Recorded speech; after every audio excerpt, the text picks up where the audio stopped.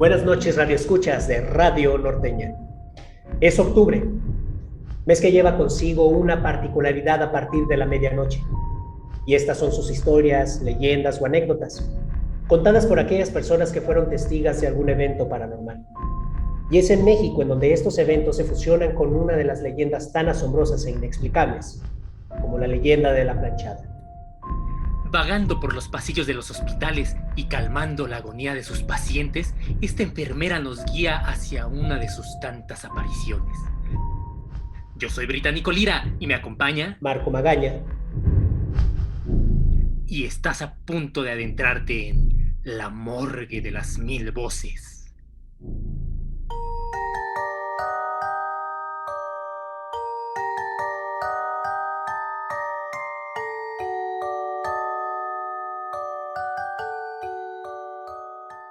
Esta noche nos acompañarán a escuchar uno de los tantos relatos de la famosa Eulalia, conocida por la mayoría como la planchada, la mujer que vaga por los pasillos de los hospitales, atendiendo a sus pacientes.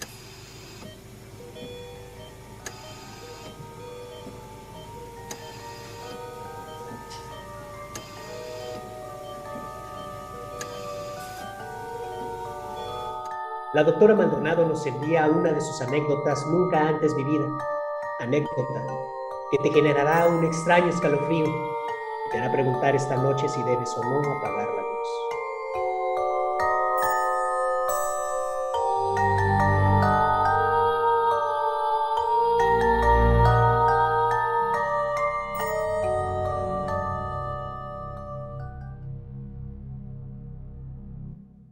Como sabemos, el hospital es un lugar donde mucha gente muere, más que en cualquier otro lugar.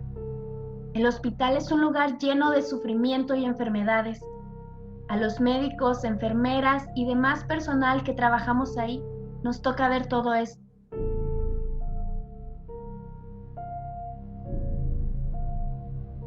Si bien hay cosas bonitas como los nacimientos y operaciones exitosas, la muerte es inevitable en la vida hospitalaria.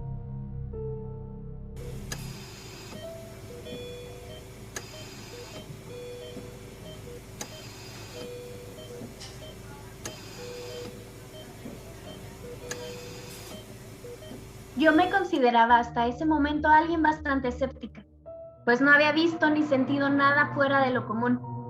Yo no había visto espíritus, fantasmas, ni nada que se le acercara. Siempre había pensado que el hospital era el lugar con más dolor y muertes traumáticas. Y al no haber experimentado nada paranormal en un lugar así, entonces lo demás no existía.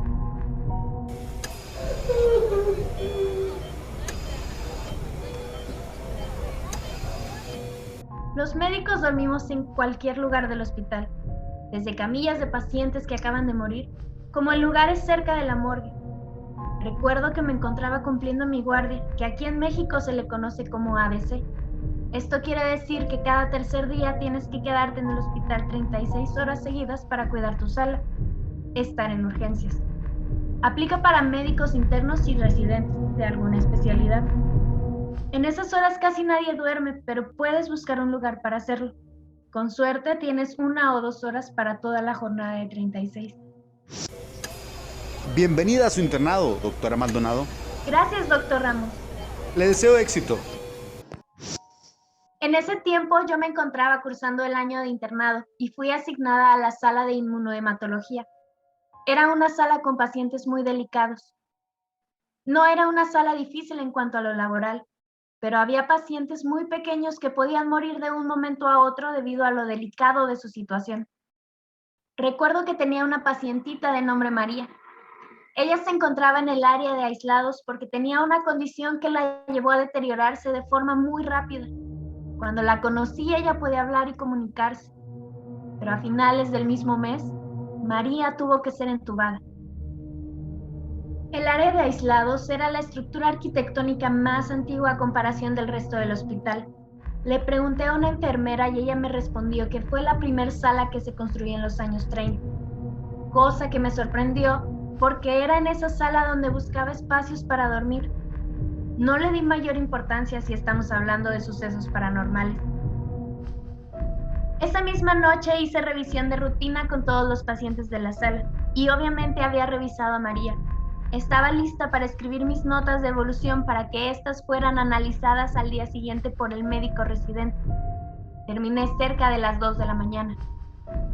Por aquellas fechas me encontraba próxima a presentar exámenes y decidí ponerme a estudiar. Habían pasado no menos de 10 minutos cuando sentí un cansancio extremo y decidí buscar un espacio para dormir y poder reponer energía. Encontré una habitación muy cercana a la de María. Aproveché y pasé por los pacientes nuevamente solo para ver que todo estuviera en orden. Y así fue. Todos estaban estables.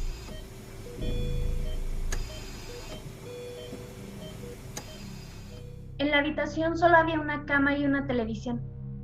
Recuerdo que eran las 3:15 a.m.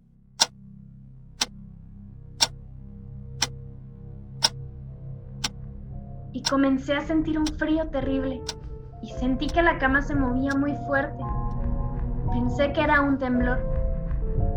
Al abrir los ojos volteé hacia la televisión y observé a una enfermera junto a mi cama. Reaccioné y giré para verla mejor. No había nadie. Miré hacia la puerta y vi cómo la misma enfermera entraba al cuarto de María. Salí descalza corriendo hacia allá. Cuando entré al cuarto, el monitor estaba enloquecido. El tubo que daba respiración a María estaba desconectado y ella estaba azul. Corrí a la estación de enfermeras donde todas estaban dormidas.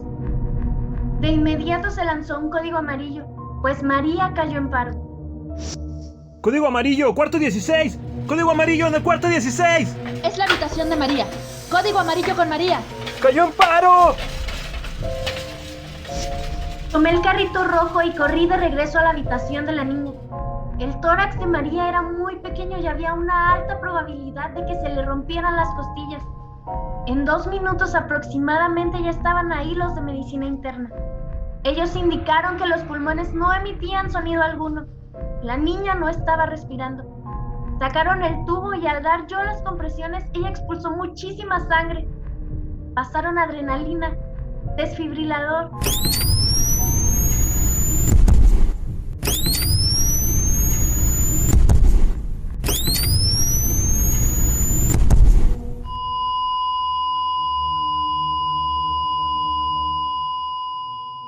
Y se hizo todo lo posible, pero María no sobrevivió. No se pudo hacer nada. Después de toda la adrenalina, al fin pude pensar en esa enfermera. Solo recuerdo que su ropa no era de esta época. Una enfermera había comentado que ella había checado a María 10 minutos antes y todo estaba bien. Todo estaba anotado en la bitácora. Nadie explica cómo pudo suceder algo así. María había estado estable. ¿Cómo pudo haberse quedado sin el tubo? Recuerdo haber tenido una plática con María cuando aún podía hablar. Este lugar me da miedo. Siempre está lleno de gente que me ve. A veces me hablan. Ven con nosotros. Pronto vendrás, niña. Venimos por ti. Ya nada dolerá. Venimos por ti. También me contó que la enfermera Eulalia le decía que no les tuviera miedo, que todo iba a estar bien y que ella siempre la iba a cuidar. Sinceramente, yo no le creía a la niña. Pensaba que era parte de su imaginación por el estrés de estar en aislamiento. Además, no conocía a ninguna enfermera con ese nombre en el hospital. Después de reflexionar todo lo que viví esa noche, solo puedo creer que sí existe algo más allá de este plano. Y me duele no haberle creído a María en vida.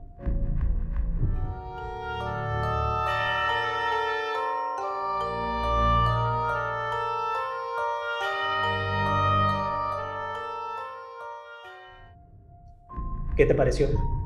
No, pues yo no sé qué hubiera hecho en lugar de la doctora. ¿Y tú? Creer. Pero, ¿cuál es tu anécdota? Si quieres que lo contemos, envíanos tu historia al correo batasblancassl@gmail.com. Lo repito, batasblancassl@gmail.com. Esto fue La Morgue de las Mil Voces.